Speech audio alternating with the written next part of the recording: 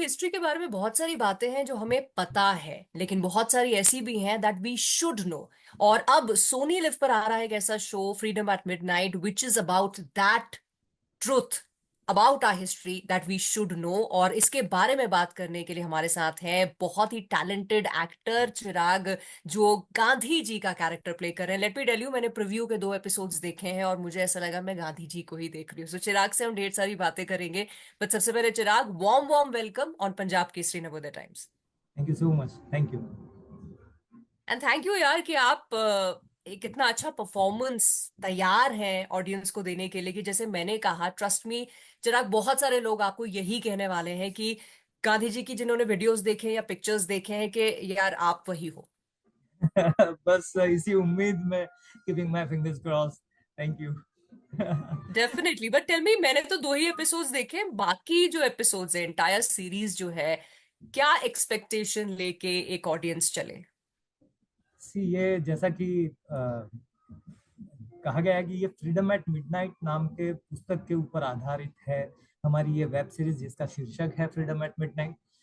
और ये जो पुस्तक है और हमारी सीरीज जो है वो 1946 से 1947 के दरमियान, यानी भारत के स्वातंत्र के पीछे या पार्टीशन के पीछे के दरमियान क्या क्या हुआ, क्या क्या हम्म। सिचुएशंस थी, और सारे उस वक्त के लीडर्स ने, महात्मा गांधी ने, सरदार वल्लभ भाई पटेल ने, जवाहरलाल नेहरू ने, और सारे सारे लोगों ने किस तरह से क्या कुछ गुजरा है ये इंडिपेंडेंस के पीछे या फिर पार्टीशन के समय के दरमियान, अ, इसका इसको बयां करती हुई ये हमारी वेब सीरीज है। तो आगे, यानी ये फर्स्ट सीजन जिसके 7 एपिसोड हैं, और आगे सेकंड जब सीजन आएगी तो ये जो पूरा जो 2 सीजन मेल मिला के जो है वो हमारा यही फुल डिटेल में हमने बताया है दर्शकों को कि लोगों की क्या बीती है देश बिल्कुल। में, सारे लीडर्स किस जद्दोजहद में थे, कितने इमोशनल यानी ट्रॉमा में थे, या कितना कुछ संघर्ष हुआ है इंडिपेंडेंस को पाने में। सो यही सारी हम्म। बातों को दिखाया गया है फ्रीडम एट बिल्कुल। मिडनाइट। या राइट। और आपका जो कैरेक्टर है, मतलब आप एक ऐसे आइकॉनिक शख्स का कैरेक्टर प्ले कर रहे हैं जिसको सिर्फ देश ही नहीं दुनिया मानती है। और हर एक्टर की ना एक होती है विश लिस्ट की, कुछ ऐसे कैरेक्टर्स उन्हें कुछ आइकॉनिक रोल्स करने के लिए मिले। आई एम श्योर आपकी विश लिस्ट में भी होगा। तो गांधी जी का कैरेक्टर जब आपको प्ले करने के लिए आपके पास ऑफर आया, तो पहले तो कैसे हुआ ये, and then how did you react? ये करीबन 2022 अक्टूबर की बात है, जब मुझे हमारे कास्टिंग डायरेक्टर कबीर सिन्हा साहब का फोन आया था, और मुझे कहा गया था कि निखिल अडवाणी सर मुझसे मिलना चाहते हैं। तो आई वॉज प्लेजेंटली सरप्राइज, और जब मैं निखिल सर को पहली बार मिला तो तब जाके मुझे पता चला कि इस तरह से वेब सीरीज बनने जा रही है, और उसमें गांधी के किरदार के लिए मुझे कंसिडर किया जा रहा है। और सर ने मुझे देख के कहा कि चिराग, गांधी के किरदार के लिए तुम्हें कंसिडर कर रहे हैं, और वो कैरेक्टर में कास्टिंग होना और वो परफॉर्म तो तुम बाद में करोगे जब कास्ट होगे तब, पर उससे पहले तुम्हें अपना मिनिमम 15 किलो वजन कम करना होगा। तो at that time I was 72 kg। तो मैंने कहा कि सर सब कुछ कर लूंगा, आप मुझे एक बार ग्रीन सिग्नल दे दीजिए। और फिर जैसे ही मुझे फाइनल किया गया तो मैंने अपना वजन कम करने की शुरुआत की। आई वाज एक, जैसा कि आपने कहा कि हर एक एक्टर का विश लिस्ट होता है, तो किसी भी एक्टर के लिए इससे बड़ा सम्मान क्या हो सकता है कि जहां पर आपको गांधी जी जैसा किरदार के लिए चुना जाए। तो I was more than happy, and मैंने सर को कहा कि मैं सब कुछ कर लूंगा सर। तो मैंने, सर ने 15 किलो कहा था, मैंने 16 किलो घटा दिया। तो या सो जब सीरीज की शुरुआत हुई, पहले दिन जब शूटिंग किया तो मैंने 72 से मैं अपने 56 kg हो चुका था। और इसे कम करने के साथ करीबन 8 महीने तक इसे मेंटेन करना था। तो काफी काफी कहे ना कि बहुत ही डिसिप्लिन मैं वैसे भी डिसिप्लिन्ड हूँ, पर इस दरमियान बहुत ही ज्यादा फोकस्ड और ज्यादा डिसिप्लिन रहा हूँ अपने डाइट को लेकर, अपने वजन को लेकर। और या तो और फिर जो ये तो जैसा कि एक आउटर स्ट्रक्चर जो है गांधी जी का, ये पाने की सारी स्ट्रगल थी। पर बहुत ही मैं कहूँगा कि मजेदार बात ये थी कि जो गांधी जी का किरदार जो है, अ, उसे पाने के लिए फुल बाउंड स्क्रिप्ट के साथ निखिल सर रेडी थे। यानी हम्म। मेरी अपनी प्रिपरेशन से पहले 4 साल तक स्क्रिप्ट के ऊपर काम किया गया था। करेक्ट। तो character sketch was so very much clear कि भाई किस तरह से गांधी जी के इमोशनल ग्राफ क्या है इस सीरीज के दरमियान। सो वो एक बहुत ही प्लस पॉइंट रहा। और किरदार में जब आप गांधी जी का किरदार प्ले कर रहे हैं तो ऑफ कोर्स उनकी बॉडी लैंग्वेज जो है वो पाने के लिए यूट्यूब ऊपर बहुत सारे रेफरेंसेस हैं। हम्म। उनके बॉडी यानी आप उन्हें देख सकते हैं कि उनकी बॉडी लैंग्वेज क्या है, सुन सकते हैं, उनके स्पीच रेफरेंसेस काफी हैं। तो ये ओवर एंड ओवर उन्हें सुनता गया, उनकी बॉडी लैंग्वेज ऑब्जर्व करता रहा। और निखिल सर के साथ जब हमारे रीडिंग होते थे तो शो से पहले जो कुछ भी रीडिंग सेशंस रहे तो उसमें गांधी जी की टोनल क्वालिटी रही कैसे होनी चाहिए, और बॉडी लैंग्वेज क्या होनी चाहिए, इन सब पे वर्क करते करते करते उसे हासिल करने की कोशिश की है। और बिल्कुल। ये बहुत ही मजेदार प्रोसेस रहा है and very fulfilling and very satisfying. और बहुत ही उम्दा कोशिश भी रही है, बिकॉज कल मेरी निखिल जी से भी बात हो रही थी, तो वो भी वही कह रहे थे कि हमारी वो जनरेशन है, हम एटनबरो के गांधी को देख देख के बड़े हुए हैं और अपनी फ्रीडम के बारे में बहुत सारी बातें जानी है। सो वो इमेज हटाकर जब मैं आपको देखती हूँ और मैं कहती हूँ कि नहीं ये गांधी है, सो आई कैन अंडरस्टैंड कि आपकी वो प्रिपरेशन, वो मेहनत कितनी रही होगी। और निखिल ये भी बता रहे थे कि इतने आप डिसिप्लिन थे, लेकिन रैप के जब लास्ट डे था तो आपने शायद केक की फोटो या कुछ उनको भेज दी कि सर नहीं, अभी मैं खा रहा हूँ। ये सारा जो मेरा अनशन जो था वो मैंने रैप अप के दिन केक खा के उस अनशन को तोड़ा है। तोड़ा है, बिल्कुल बिल्कुल।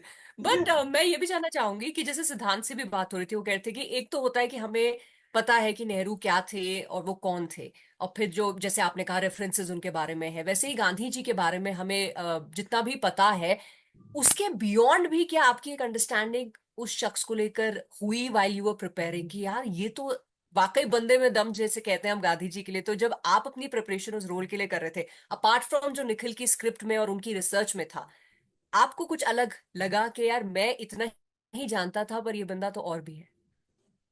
यानी यानी सी मैंने उनकी ऑटोबायोग्राफी पहले भी पढ़ी थी, इस सीरीज के अच्छा। चलते और भी कई बार पढ़ा मैंने।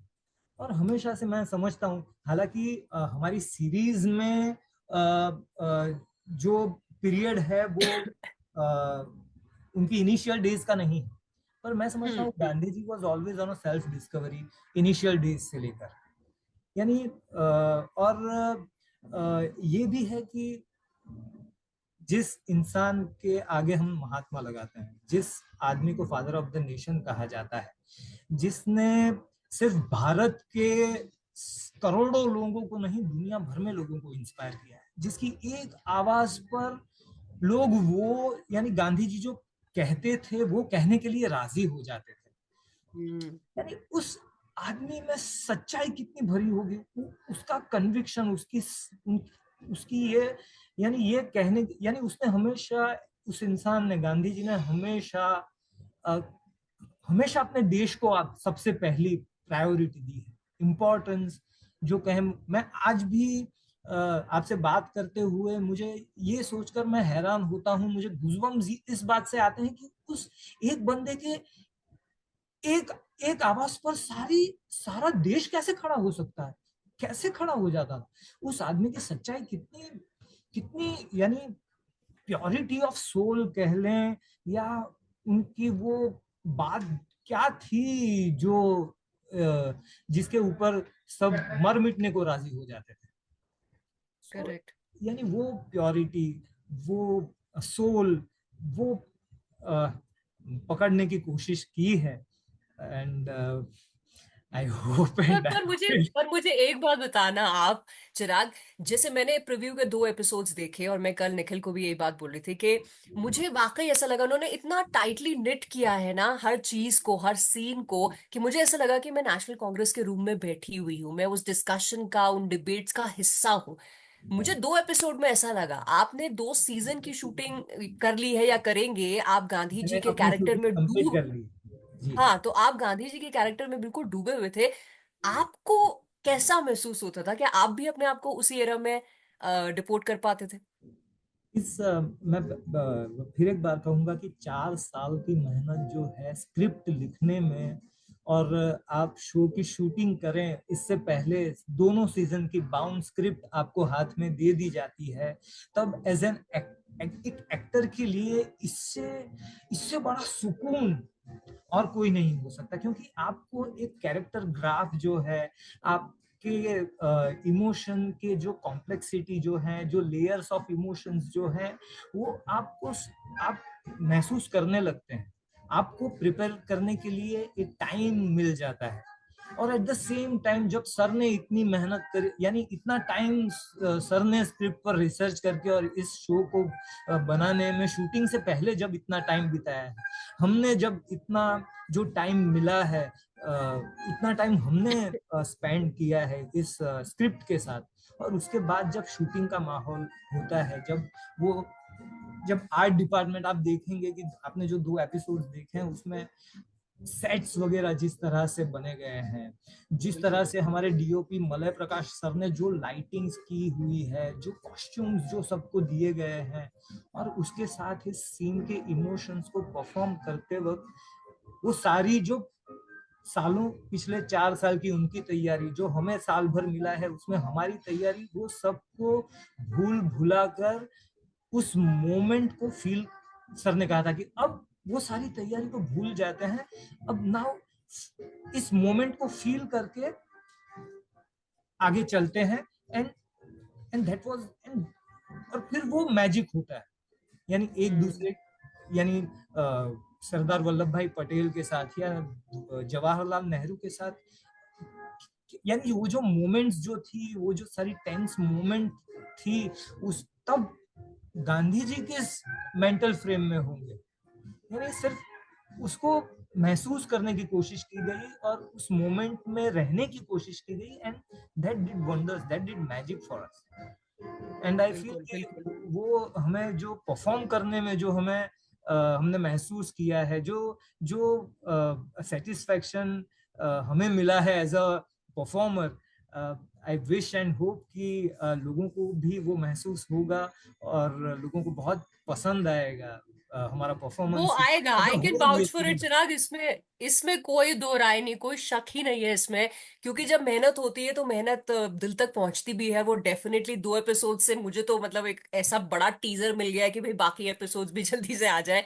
लेकिन एक और बात है, निखिल ये भी बता रहे थे कि अ, आपकी कमिटमेंट के बारे में, कि 1 साल तक या जब तक भी आपने शूटिंग की है कोई और प्रोजेक्ट आपने नहीं लिया। That is how committed you were to playing Gandhi's character. तो वो भी एक चैलेंज रहा होगा कि एज एन एक्टर आपके पास ऑफर्स हैं और आप ऑफर्स को मना कर रहे हैं क्योंकि आप कहीं कमिटेड हैं। यार मैं समझता हूँ ऐसा शो, ऐसा किरदार once in a lifetime आता है, और ऐसा शो बार बार नहीं बनता। यानी हम्म। तो इसे और मजा है, यानी एज एन एक्टर ऐसी ऐसी जो फ्रीडम जो है ना, ऐसी फ्रीडम, यानी एक कैरेक्टर के साथ बंधे रहना, ये हर बार हमारी लाइफ में ऐसा मौका बार बार नहीं आता। सो आई एम रियली ग्रेटफुल कि भाई, और इसमें ये खुशी खुशी, अगर दोबारा मौका मिले तो मैं फिर एक बार ऐसा इसी तरह से एक ही प्रोजेक्ट के साथ, एक ही कैरेक्टर के साथ जुड़कर उसके साथ रहने की कोशिश करूंगा। और आई विश कि ऐसा मौका बार बार आए। यस, और उसके लिए हम भी आपके लिए यही दुआ करेंगे कि ऐसे बहुत सारे मौके आपको, चिराग, मिलते रहे जहां आप अमेजिंग रोल्स परफॉर्म करते रहे।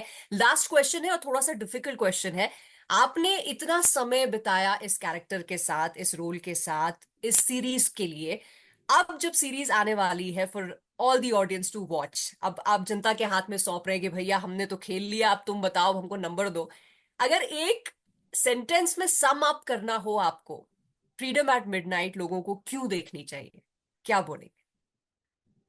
जैसा कि कैप्शन है शो का, the history you may not know and the history you should know.